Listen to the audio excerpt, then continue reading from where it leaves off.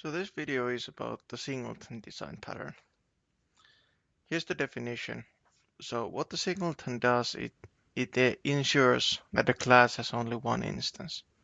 And via singleton, we can provide a global point of access.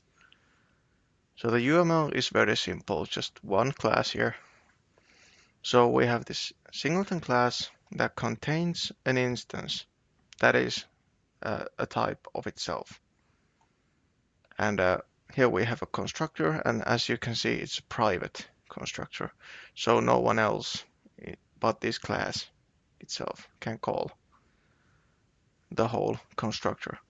Then we have this getInstance method that returns a singleton, and it's public.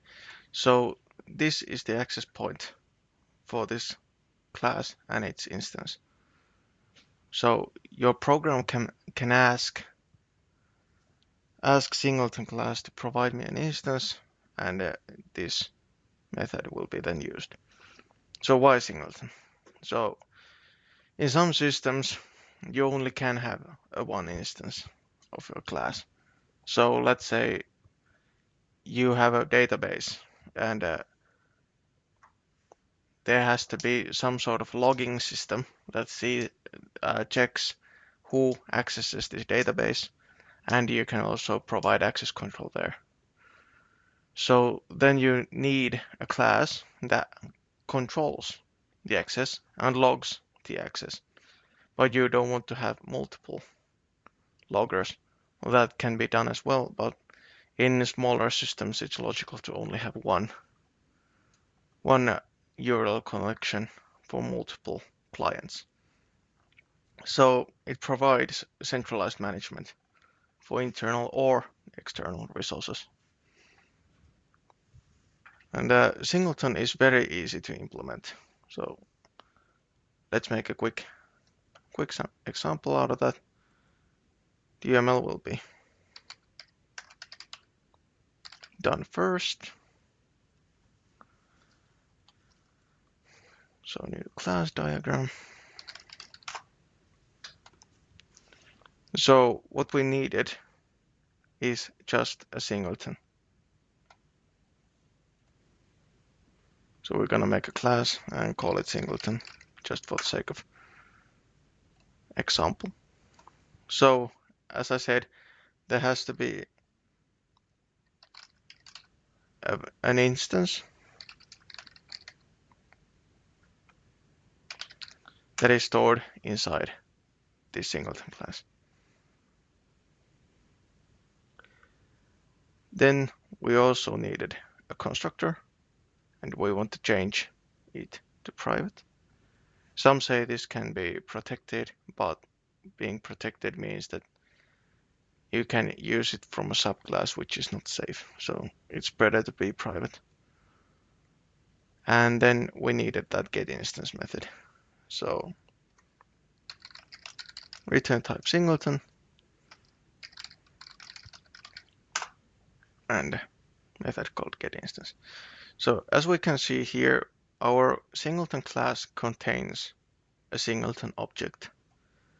So this means that a class or an object is composing of itself.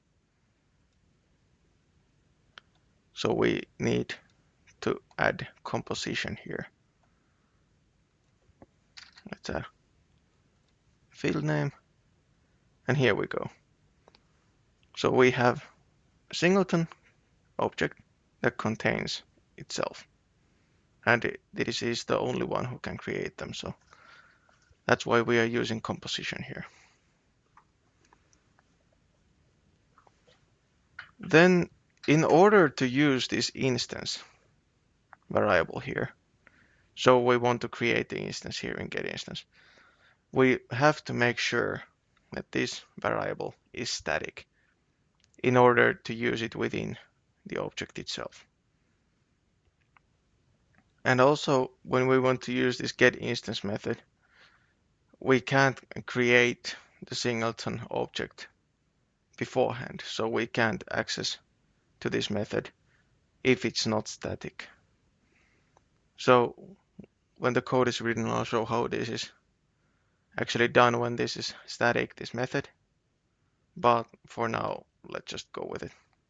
So static variable instance, constructor, private one, and a method called getInstance. So let's just make a main class so we can run this thing.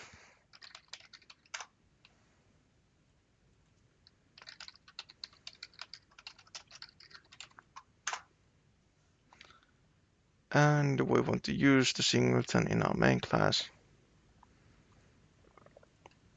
And now we only can have one singleton, so 1 and 1, both.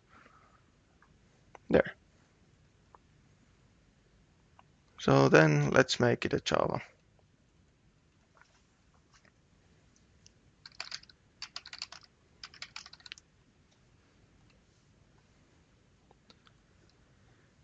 And let's generate the code. Okay. And here we go. So here we have the singleton class. So we have this variable called instance. And we can leave it as is, or we can initialize it here as null. So then it's safe. It will be definitely null. Even though in Java, this, if you leave it in a uninitialized, it will be null, but this is just to make sure. Then we have this constructor, we can leave it empty because we're not actually adding anything into this. And when we're making this getInstance method, it is very simple, so we just check if the instance is null. If it is,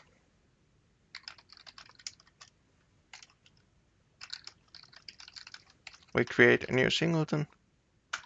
Otherwise, we won't do a thing. And then we just return the instance.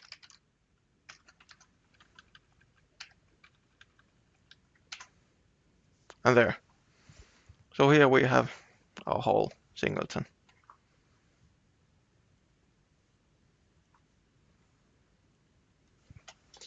Then let's jump to the main class, do something. We actually forgot to make this static. Okay, so first up, I'm just gonna use some prints in order to explain how this works. So first up,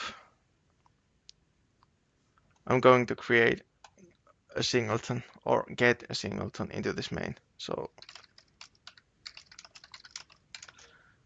data type and the variable name. And now this static comes into play. So when the method is static, you have to use the class name with the dot in order to access this method. So we're saying that, hey, give me this instance. And because all the classes in Java have the toString method, we can just print the class and we'll get the class name and the instance we're trying to use. So let's try to get another singleton. We're naming it Sin2 and then just print that one out as well. So here's the basics and let's see what it'll do. So we are creating a singleton. Here's the name of the class and here's the place in the memory it is currently at. Then we want to create another, but when we're looking at this, hey, it's the same thing. It's the same object we already did before. So this is a safe way for us to actually maintain one instance of a class.